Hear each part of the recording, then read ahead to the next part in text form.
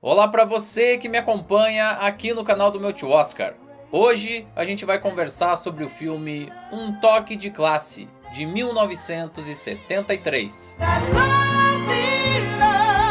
A década de 1960 foi palco de uma verdadeira revolução comportamental. A chamada contracultura fez com que os jovens daquele período questionassem as normas e padrões vigentes, abrindo espaço para o movimento hippie e suas derivações. Com isso, instituições sociais como a família e o casamento passaram a ser encarados de outra forma, gerando consequências também sobre os relacionamentos. O amor livre era um dos mantras, especialmente após a popularização da pílula anticoncepcional, que deu mais liberdade sexual àquela geração.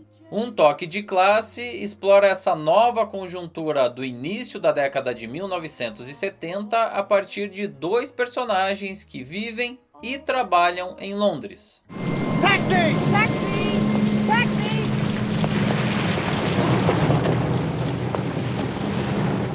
Oh. Sheriff? Why not?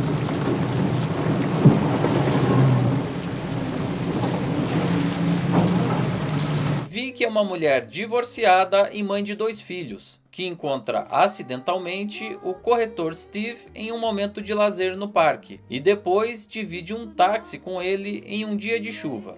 Ambos decidem continuar se encontrando, vão a um restaurante e desenvolvem uma atração crescente, que desperta também o desejo sexual. É aí que o roteiro começa a brincar com as expectativas do público.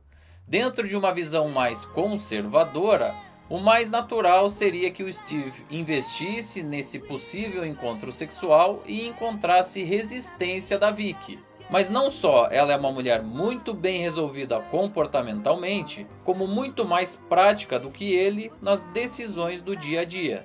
Well, in the past 2 days, you have picked me up in the rain, given me tea, bought me lunch, lured me to this hideaway with the intention, I presume, of getting me into bed for what you Americans so charmingly call a quickie. Is that a fair resume so far? Why do women always think the worst? Why does sex always have to be the first thing that... Yes. Essa quebra de expectativa pode parecer banal nos dias de hoje, mas a gente tem que lembrar que esse filme está completando quase meio século de lançamento, e a sociedade mudou consideravelmente de lá para cá.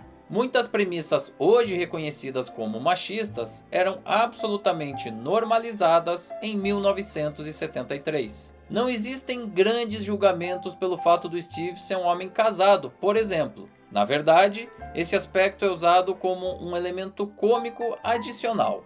Quando os amantes decidem passar alguns dias românticos na região espanhola de Málaga, existe todo um malabarismo do Steve na programação da viagem para despistar a esposa.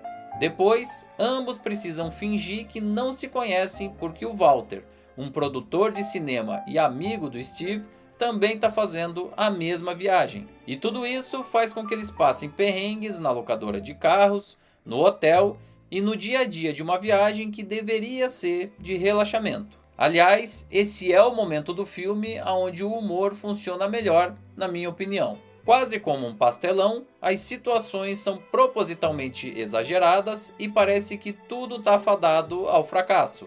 A própria noite de amor que eles finalmente teriam após tanta expectativa acaba frustrada.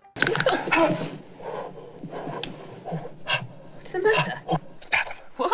I'm in spasm. What do you mean? I think you're in spasm and you're not in spasm and I'm in spasm. Oh, boy. What do I do? Oh, I don't know. I think you better call the doctor. Yeah, get the doctor. Don't move. Please don't Well, move. how do I get the doctor if I don't Very move? slowly, that's all. Very slowly. Please, hold on. O filme é assumidamente uma comédia, e nesse sentido existem alguns elementos que fazem ele funcionar muito bem como tal. O primeiro é uma espécie de guerra dos sexos que se estabelece entre os dois, gerando discussões e brigas até mesmo físicas, cujo ápice é o arremesso de roupas em pleno quarto de hotel. Visualmente falando, essa é a cena mais marcante de toda a história. Também me agrada muito o tom ácido dos diálogos, típico do humor britânico. Estão lá o sarcasmo, a autodepreciação e a sugestão das fraquezas como elementos onipresentes, que contribuem para a agilidade das cenas e também contrabalanceiam os traços frágeis do Steve como personagem. E ainda existe uma constante provocação feita ao Steve por características que ele julgava serem valorosas, como o fato dele ser norte-americano. Mas o ápice do embate entre o casal é um diálogo no qual eles comentam sobre o desempenho sexual da noite anterior. Nesse momento, fica claro o desconforto do Steve ao se deparar com uma mulher independente e típica daqueles novos tempos, que não iria simplesmente massagear o ego do amante como ele esperava para validar sua masculinidade. The rockets went off or the Earth Oh, moved. for God's sake. These things take time. This is a body, not a machine. You don't just press a button and pow, the Earth moves. It moved pretty good for me. Well, lucky you. My God, you're all the same. This obsession with male sexual prowess. O protagonista masculino desse filme é interpretado por George Segal, que se tornou um dos nomes mais badalados do cinema logo após a sua indicação ao Oscar como coadjuvante em 1966, pelo filme Quem Tem Medo de Virginia Woolf. Curiosamente, o papel tinha sido oferecido anteriormente ao veterano Cary Grant, que nesse período já tinha se aposentado das telas. Roger Moore também recusou o convite e trabalhou pela primeira vez como James Bond em Com 007 Viva e Deixe Morrer, lançado naquele mesmo ano com muito sucesso. Segal assume o desafio em um trabalho correto e com bons momentos, mas nada excepcional. Já a atriz Glenda Jackson é quem transforma uma comédia ordinária em uma experiência diferenciada. De todos os aspectos cinematográficos do filme, esse é o único que se destaca, pela segurança e pela forte presença de tela. Ela é claramente o maior ativo da obra, o elemento que faz a diferença. Isso naturalmente impulsionou seu caminho rumo ao Oscar de melhor atriz naquela temporada. E olha que já era a segunda estatueta dela, que tinha vencido anteriormente como protagonista em 1970. Pelo filme Mulheres Apaixonadas. Glenda Jackson sempre foi reconhecida como uma das grandes atrizes britânicas do século XX, mas nunca usou esse ativo como fonte de vaidade, tanto que ela esteve ausente da cerimônia do Oscar nas 2 vezes em que ganhou o prêmio. Em 2019, ela comentou o assunto em uma entrevista que concedeu ao programa The Jonathan Ross Show. I've not only worked with marvelous people, I've been fortunate enough to work in marvellous work as well, scripts. You just said the awards don't make you any better, but you won 2 Oscars. But you weren't there at the ceremony to accept either of them, were you? I was fortunately working. Would you have gone there if you weren't? No. E em uma outra entrevista concedida ao jornal The New York Times, ela foi ainda mais específica ao relembrar como foi acompanhar essa cerimônia do Oscar 1973. Abre aspas. Assistindo pela televisão, na minha suíte de hotel, eu ficava dizendo a mim mesma que deveria desligá-la e ir para a cama. Eu me senti enojada comigo mesma, como se estivesse participando de um enforcamento público. Ninguém deveria ter a chance de ver tanto desejo, tanta necessidade de um prêmio e tanta dor quando não é conquistado. Fecha aspas. A partir da década de 1990, Glenda Jackson se envolveria com a política, sendo eleita inclusive como uma das membros do parlamento britânico. Ainda no elenco, Paul Sorvino atua como coadjuvante em uma participação breve e objetiva.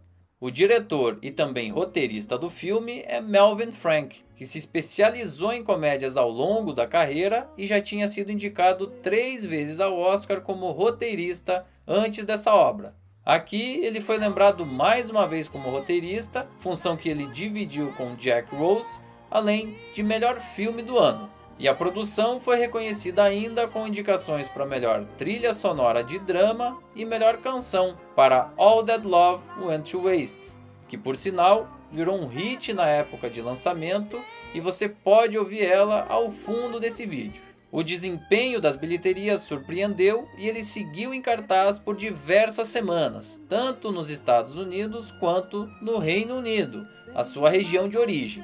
Isso certamente potencializou as chances dele na temporada de prêmios. You told me that you broke up with the girl because she loved her. But you didn't tell me how. Only one way, pal. According to the rules laid down by the Geneva Convention. Kick her right in the teeth. Lay it on the line. Sometimes you gotta be cruel to be kind.